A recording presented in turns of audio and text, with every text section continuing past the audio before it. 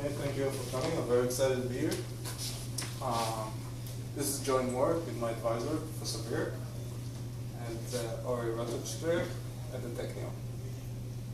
I will discuss probabilistic performance of write-only memories with linear warm codes, analysis and insights. So let me start by surveying some background. Write-once memory is a memory where 0 can be set to 1, but not vice versa. In the uncoded settings, to write 2 bits twice, 4 cells are required. In the cutting-edge work of Riddles and Shamir from '82, they presented the concept of write-once memory codes, where encoder and encoder are used. They presented some example of writing 2 bits twice over 3 cells.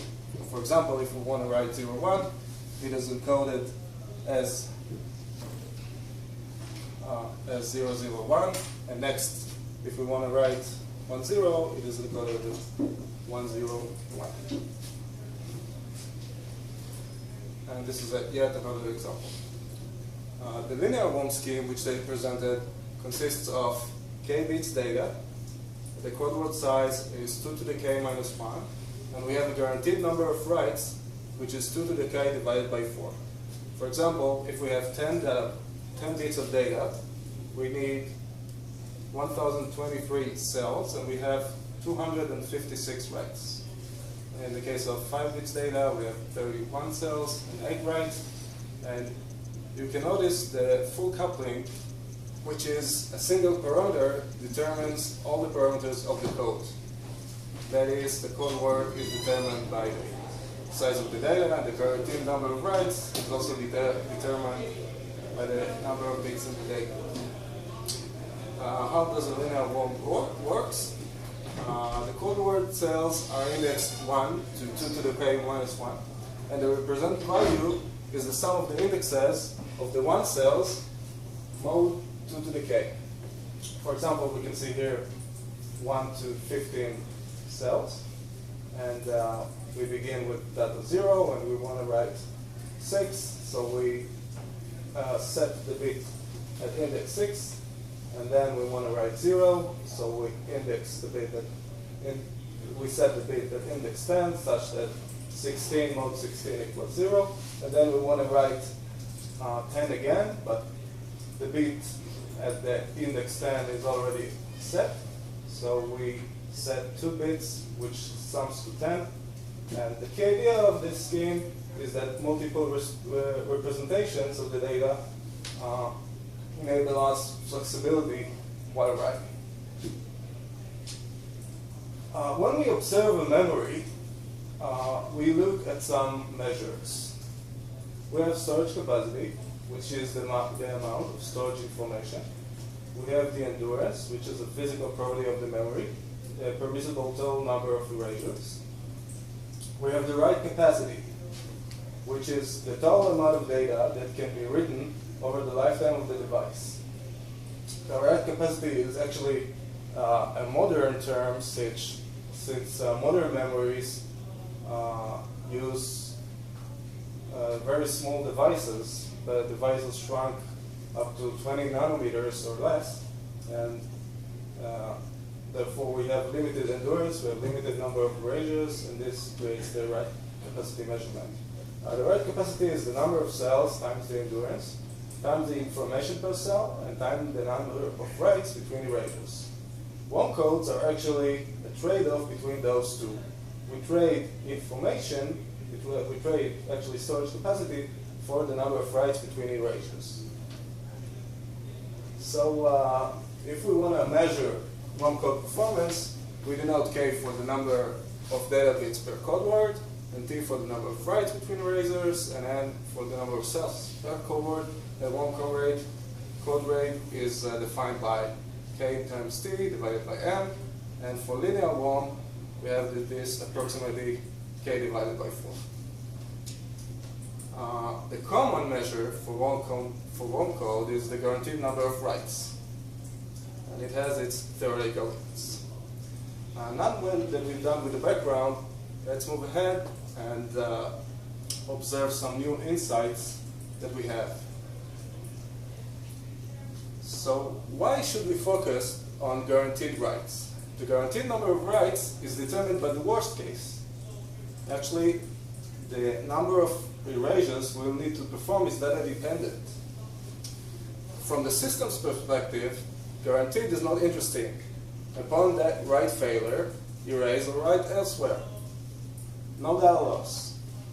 The endurance of modern flash systems, for example, is 10K to 100K erasures. And usually there are many pages. So the mean value is nearly guaranteed. Our focus in this work is the probabilistic performance, mean and more, of linear WOM codes. We several more on related work, like floating codes and important derivations of the WOM code in the paper. So let's have a look on the basic traditional 2 bits over 3 cells scheme. And we can draw a Markov chain of it, assuming uniformly random IID data, where, for example, if we write the 000, it has a probability of 0.25 to pass to each other data. And the mean number of writes is 3.29, which is substantially higher than the 2 writes which are guaranteed. In the linear WOM, we prove in the paper that 2 to the k plus 1 states are sufficient for representing the current state. And our analysis is limited to setting at most 2 bits in each write. Also, we have a detailed Markov chain analysis in the paper, which I'll not discuss here because of limit of time. So the main result that in linear WOM, the expected number of writes is much higher than the guaranteed one. We can observe a growing gap between the guaranteed number of writes and the expected number of writes, and also the ratio is growing. Remember that K is also determined the chunk size, the code word size, and also the number of writes. So by determining K, we determine all code properties, and we can thus derive the guaranteed number of writes and the expected number of writes using the Markov chain we just surveyed. Now let's take another step and have a look at the probability distribution. So, for example, at k equal 3, we know the expected number of writes, and we know the guaranteed number of writes, and we know the expected number of writes, but how the probability distribution behaves like? Well, we can see that the CDF is very steep, and it's very narrow around the expected performance.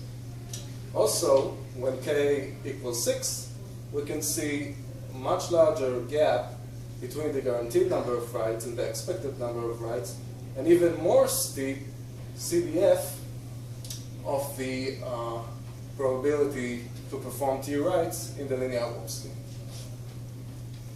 So if we summarize some of the results in the table, we can see that for specific k, we have code word length of 2 to the k minus 1, and we have the guaranteed number of writes, and we see that the expected number of writes is much higher, and the ratio is growing. But we also see that the redundancy requirement also grows. And this is an inherent property of the linear WOM code. So larger k leads to greater improvements in writes, but with higher redundancy. And this higher redundancy is make modern storage systems a little uncomfortable since it's relatively large. So we address this problem in the piecewise WOM scheme. The code word size, which is 2 to the k minus 1 cells, will grow rapidly with respect to k. For example, if k equals 10 bits, we need 123 cells to encode those. And this is 100 times, almost 100 times more block length than the actual information that we store. Thousands.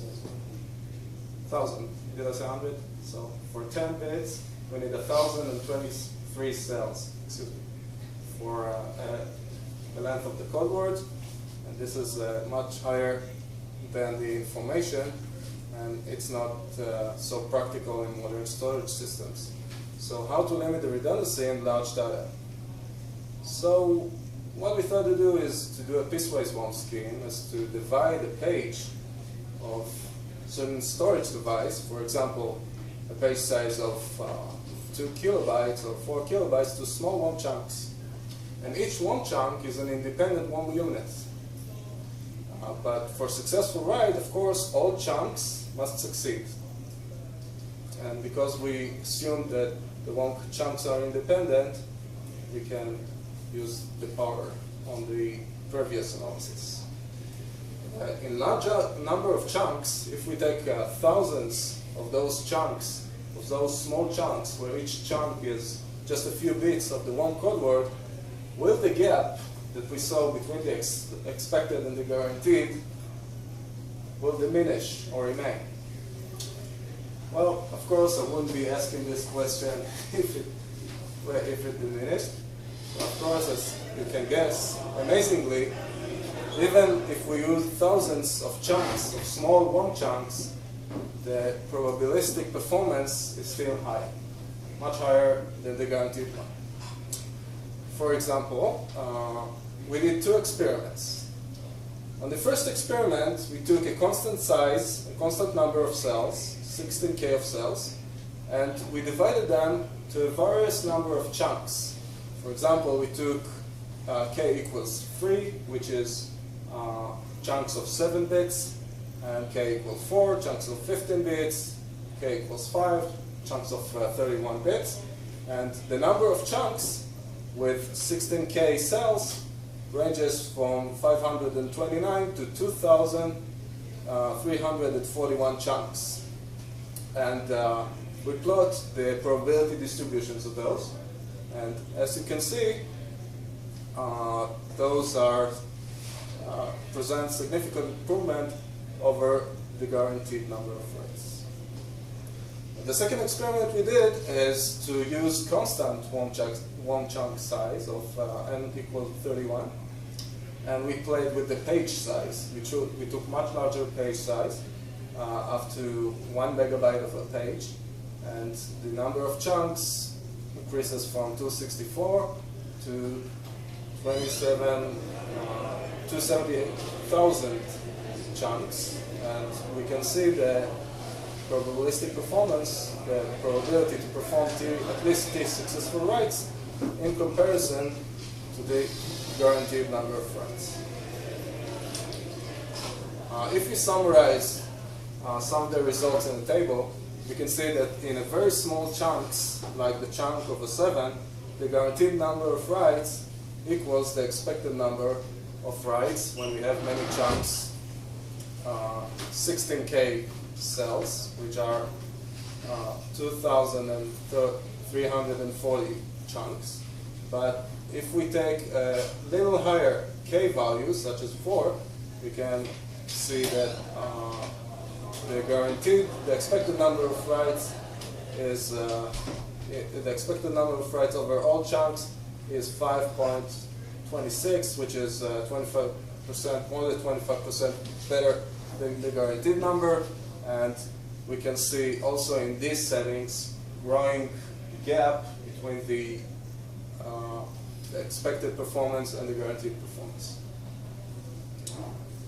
What are the key insights from this work? The mean, not the guaranteed number of writes between erasures, is the number that determines the nearly guaranteed write capacity of a system. At the guaranteed number of writes, the success probability is still nearly 1. And the requirement that all chunks succeed is also satisfied without probability at this stage. The gap between the mean and the guaranteed remains significant. So let's summarize. Often the expected number of writes is more indicative measure of WOM code performance, even when the user is interested in the nearly guaranteed values. In linear WOM, the CDF is very steep, and the number of highly probable successful writes substantially exceeds the guaranteed number. And the gap increases with an increase in the number of information bits being written. That is K. Linear WOM suffers from full coupling among the various parameters, making it impractical in many settings. Then we proposed the piecewise linear WOM to break the coupling and enable flexible trade-offs. And we showed that piecewise linear WOM retains a significant mean guaranteed performance gap and offer this mean with high probability in practical settings. The future work include non-uniform piecewise WOM using different code length words, mixed piecewise WOM, different WOM length codes in chunks, extension to multi-level cells, and more than 2-bit cell set in each word. Thank you.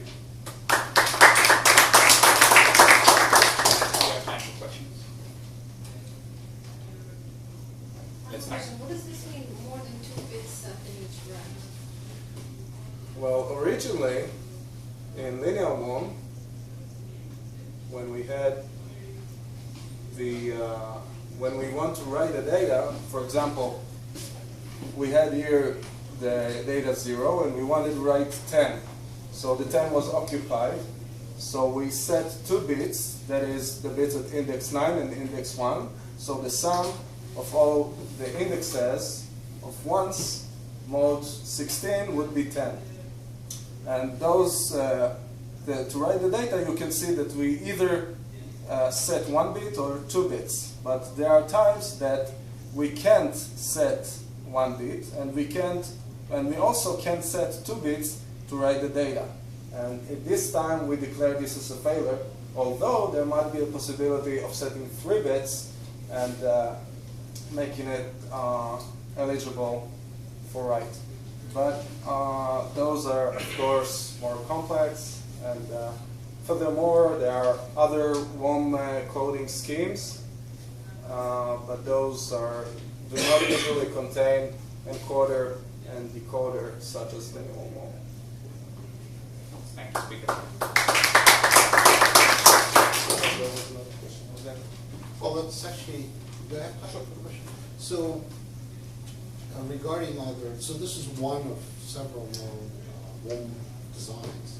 And so the question is whether you consider them, and if not, can they be analyzed for average number of writes as well? The analysis of the other WOM codes that were proposed is quite difficult, since usually most of them does not contain encoding and decoding algorithms. They have code constructions.